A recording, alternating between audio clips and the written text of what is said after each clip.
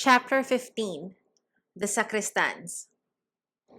The thunder resounded, roar following close upon roar, each preceded by a blinding flash of zigzag lightning, so that it might have been said that God was writing his name in fire, and that the eternal arch of heaven was trembling with fear.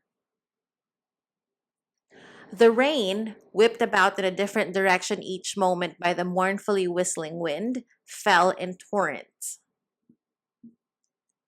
With a voice full of fear, the bells sounded their sad supplication, and in the brief pauses between the roars of the unchained elements, told forth sorrowful pleas, like plaintive groans.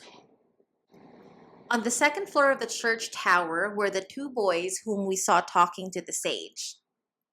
The younger, a child of 7 years with large black eyes and a timid countenance, was huddling close to his brother, a boy of 10, whom he greatly resembled in features, except that the look on the elder's face was deeper and firmer. Both were meanly dressed in clothes of rents and patches.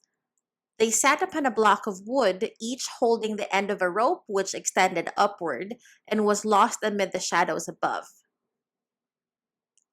The wind-driven rain reached them and snuffed the piece of candle burning dimly on the large round stone that was used to furnish the thunder on Good Friday by being rolled around in the gallery.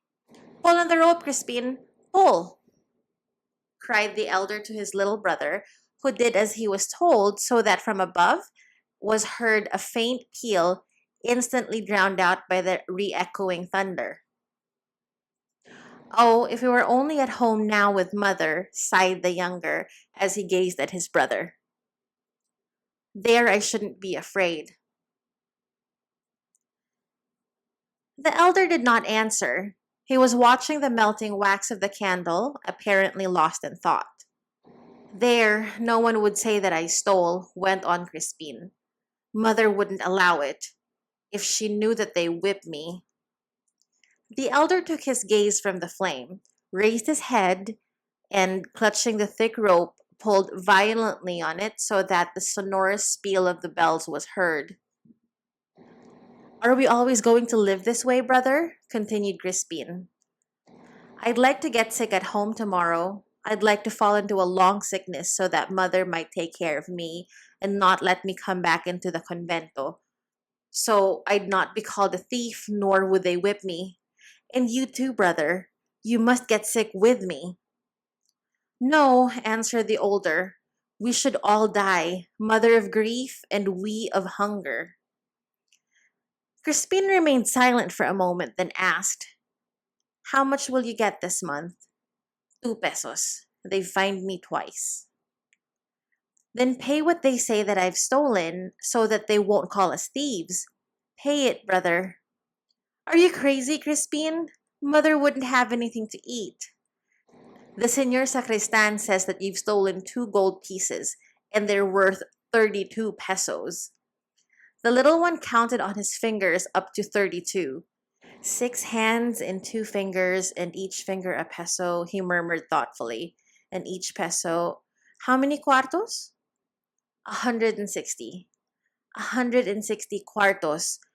160 times a cuarto. Goodness! And how many are 160? 32 hands, answered the older. Crispin looked hard at his little hands. 32 hands, he repeated. 6 hands and 2 fingers over, and each finger 32 hands, and each finger a cuarto. Goodness, what a lot of cuartos. I could hardly count them in 3 days. And with them could be bought shoes for our feet, a hat for my head when the sun shines hot, a big umbrella for the rain, and food and clothes for you and mother. And he became silent and thoughtful again. "Now I'm sorry that I didn't steal," he soon exclaimed. "Crispin!" reproached his brother. "Don't get angry.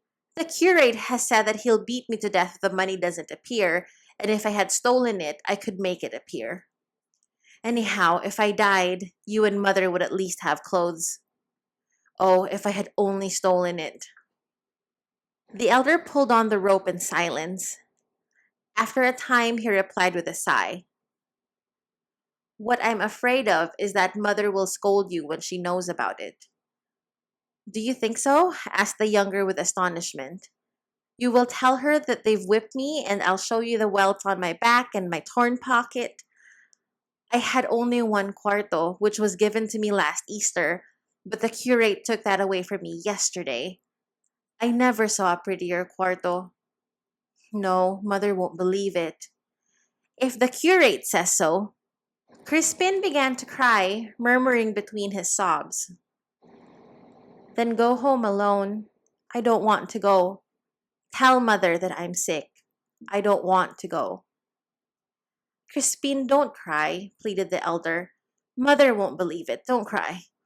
Old Tasha told us that a fine supper is waiting for us.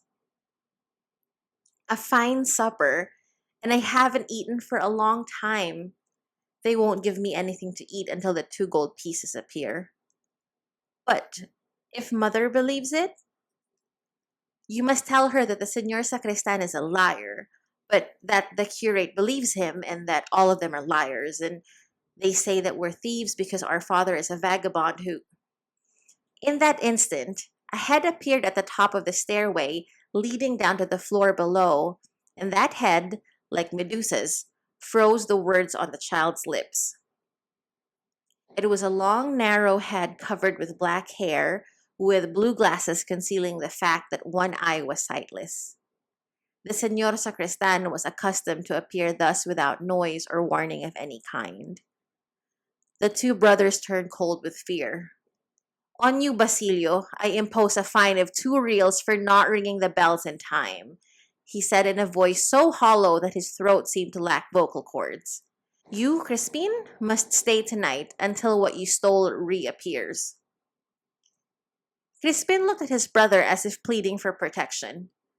But we already have permission. Mother expects us at 8 o'clock, objected Basilio timidly. Neither shall you go home at 8.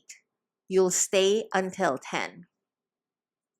But sir, after 9 o'clock no one is allowed to be out, and our house is far from here. Are you trying to give me orders? Growled the man irritably as he caught Crispin by the arm and started to drag him away.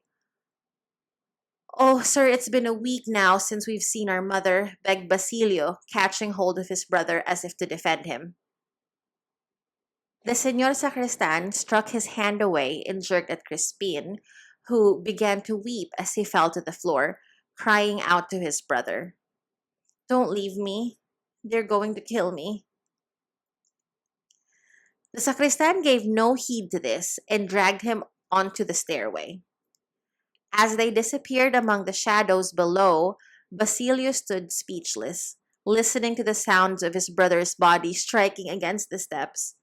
Then followed the sound of a blow and heart-rending cries that died away in a distance. The boy stood on tiptoe, hardly breathing and listening fixedly, with his eyes unnaturally wide and his fists clenched. When shall I be strong enough to plow a field? He muttered between his teeth as he started below hastily. Upon reaching the organ loft, he paused to listen. The voice of his brother was fast dying away in the distance, and the cries of mother, brother, were at last completely cut off by the sound of a closing door. Trembling and perspiring, he paused for a moment, with his fist in his mouth to keep down a cry of anguish. He let his gaze wander about the dimly lighted church, where an oil lamp gave a ghostly light, revealing the catafalque in the center. The doors were closed and fastened, and the windows had iron bars on them.